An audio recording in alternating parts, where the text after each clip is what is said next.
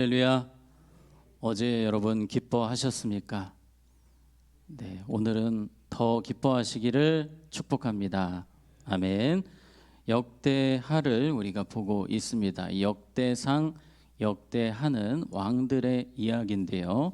사울의 죽음 때부터 오늘 르호보암까지 이어지고 있습니다. 자, 오늘까지 이어지는 이 왕들의 이야기를 저는 두 가지 단어를 통해서 종합을 하고 싶은데요.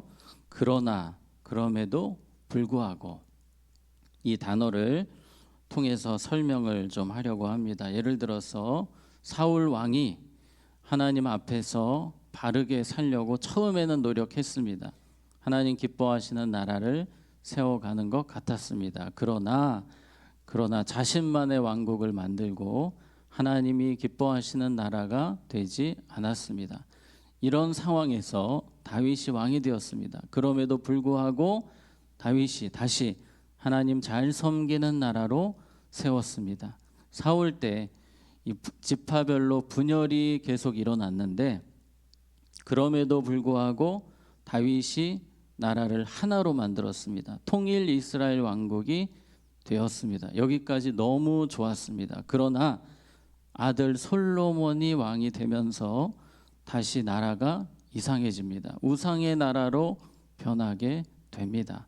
자, 그 이야기가 열왕기상 11장 9절 10절에 보면 솔로몬이 마음을 돌려 이스라엘의 하나님 여호와를 떠남으로 여호와께서 그에게 진노하시니라.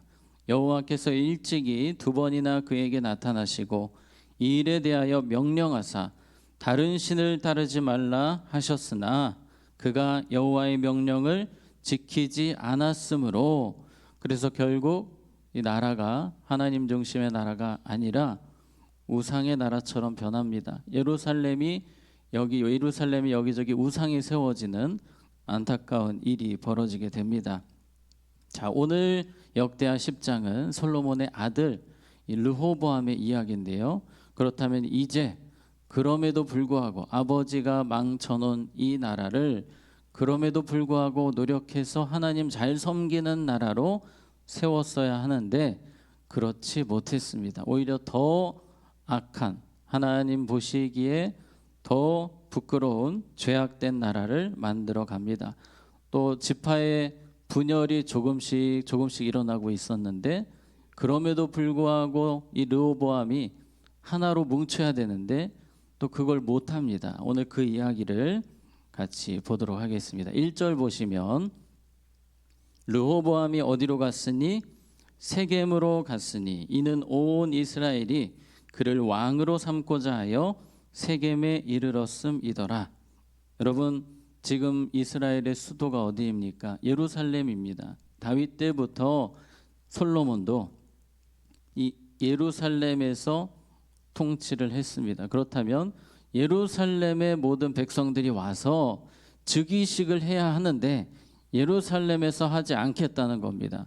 세겜에서 즉위식을 할 테니 오라는 거예요. 왕보고 명령을 내립니다. 위로 올라오세요라고 합니다.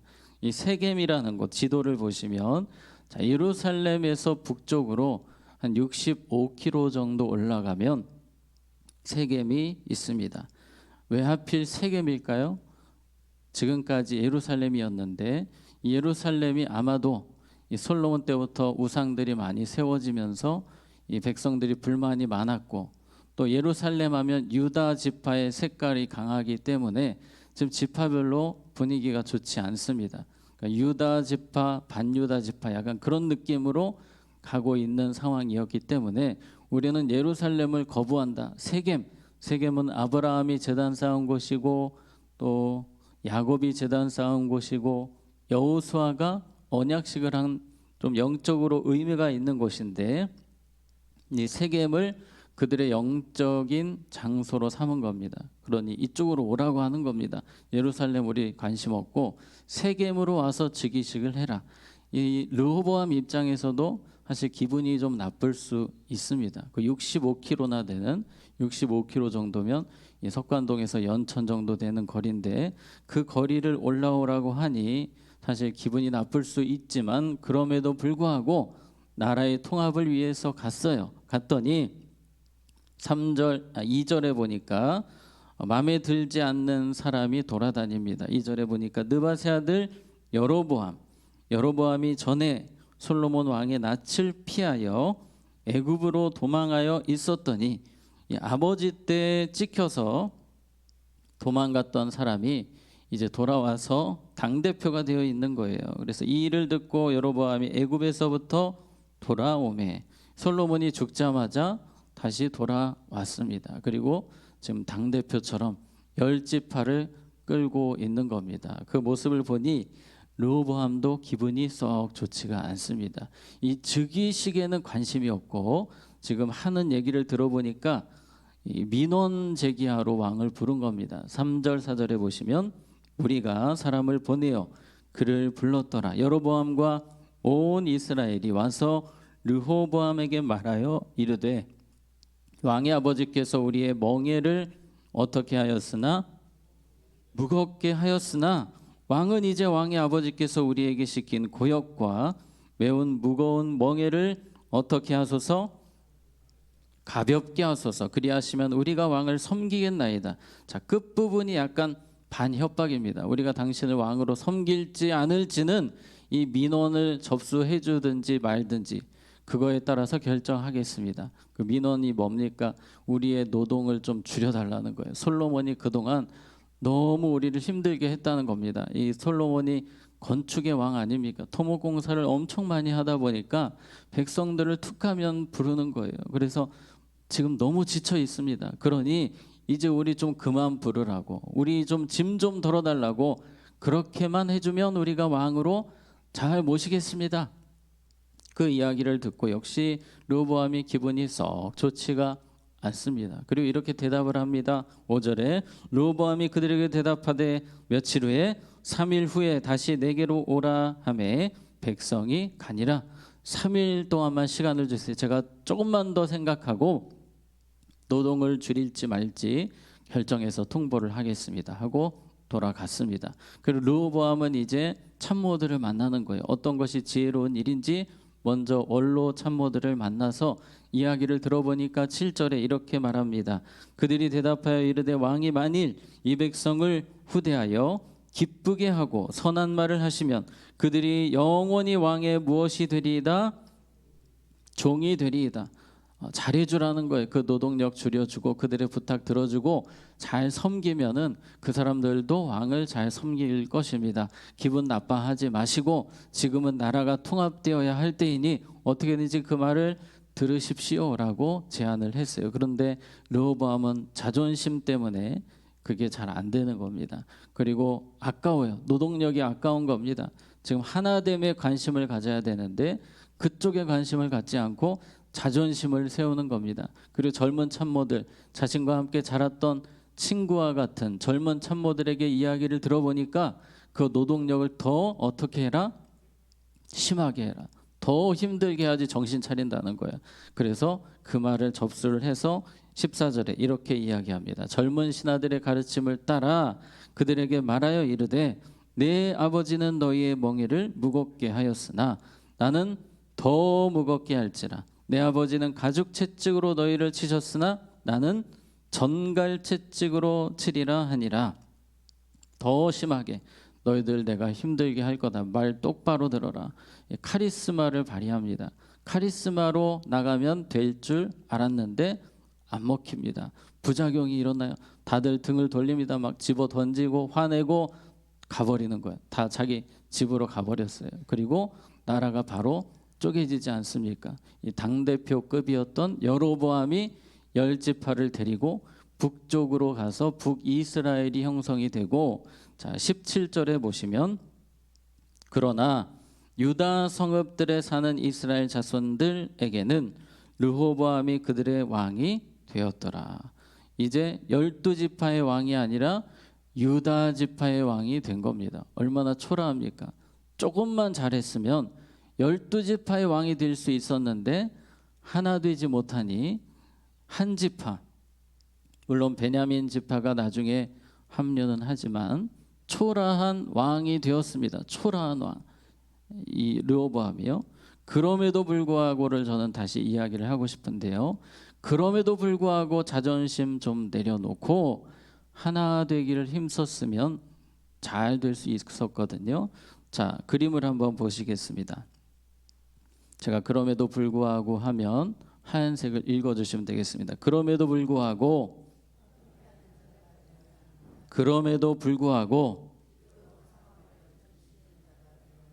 아멘. 이 부분이 르호보암이 잘 되지 않았습니다.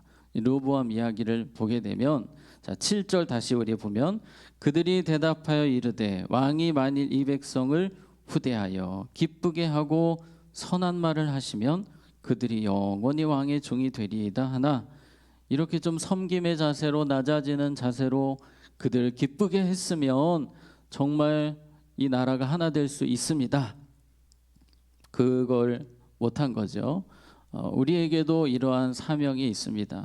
우리 마태복음 5장 9절에 보면 화평케 하는 자는 복이 있나니 그들이 하나님의 무엇이라 아들이라 일컬음을 받을 것이며, 오늘 하루 우리가 살아갈 때에 주님이 우리에게 주신 사명은 화평케 하는 사명입니다. 르호보암이 이걸 못해서 나라가 쪼개졌는데요. 오늘 우리의 삶에도 화평케 하는 노력이 없으면 우리도 주님의 뜻을 이루지 못하는 르호보암처럼 되는 것입니다. 그럼에도 불구하고 우리는 화평케 하도록 힘쓰는 삶을 살아야 하는 것입니다. 자, 제가 방금 전에 이 화평케 하는 것을 이야기했고, 두 번째 기도에 대해서 말씀드렸어요. 이 르호보암은 기도했다는 얘기가 안 나옵니다. 이 중요한 상황에서 하나님께 물어보고 기도하고 어떻게 해야 할지 주님께 물어보지 않고 사람만 찾아다녔어요. 젊은 참모들 이야기 듣고 결국 정말 상황이 비참해졌는데, 그가 가장 먼저 해야 되는 일은 무엇입니까? 기도하는 일이었습니다. 기도하지 않았어요. 다윗은 그렇지 않았습니다. 사무엘하 2장 1절에 보시면, 그 후에 다윗이 여호와께 여쭈어 아뢰되 내가 유다 한 성읍으로 올라가리이까? 여호와께서 이르시되 올라가라. 다윗이 아뢰되 어디로 가리이까? 이르시되 헤브론으로 갈지니라. 다윗은 자신이 어디에 거처를 할지 하나하나까지 하나님께 다 여쭈었습니다. 그리고 하나님의 음성을 듣고 간 곳이 헤브론이었는데, 그 헤브론에 12지파 모든 대표들이 와서 다윗을 왕으로 세우지 않습니까? 기도함을 통해서 나라가 바로 서게 되었고, 기도함을 통해서 하나가 되었고, 기도함을 통해서 다윗은 하나님의 나라를 온전히 세워갈 수 있었습니다. 자, 우리 마지막으로 아까 그 문장을 읽고 마치도록 하겠는데요. 우리 처음부터 같이 읽어보겠습니다. 시작. 그럼에도 불구하고 화평케 하는 자가 되어야 합니다. 그럼에도 불구하고 역전시키는 자가 되어야 합니다. 아멘.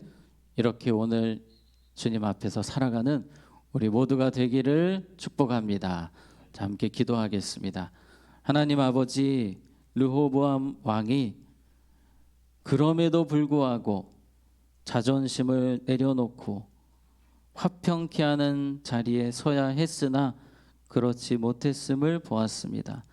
기도해야 하지만, 그럼에도 불구하고 기도로 돌파해야 하지만 그러지 못했던 모습을 보았습니다. 우리는 그렇지 않기를 원합니다. 어떠한 상황에서도 그럼에도 불구하고 화평케 하는 자로, 기도하는 자로 주님 앞에 쓰임받는 우리의 삶이 되게 하여 주시옵소서. 오늘 하루 살아갈 때에 성령님 우리의 삶을 인도하여 주시고 주님의 기쁨이 충만한 하루가 되게 하여 주시옵소서. 반주로 섬기시는 권사님과 가정을 축복하셔서 온 가족이 에녹처럼 늘 주님과 동행함의 축복을 누리게 하여 주시옵소서. 환우분들 주님께서 안수하여 주시고 치료하여 주시옵소서. 우리 수험생들, 취업 준비하는 우리 자녀들, 또 결혼을 위해 기도하는 자녀들, 주님께서 그들에게 앞길 열어주시고 만남의 복을 허락하여 주시옵소서. 나라가 많이 어려운 가운데 있습니다. 하나님의 은혜와 긍휼을 이 민족에게 허락하여 주시옵소서. 예수님의 이름으로 기도하옵나이다. 아멘.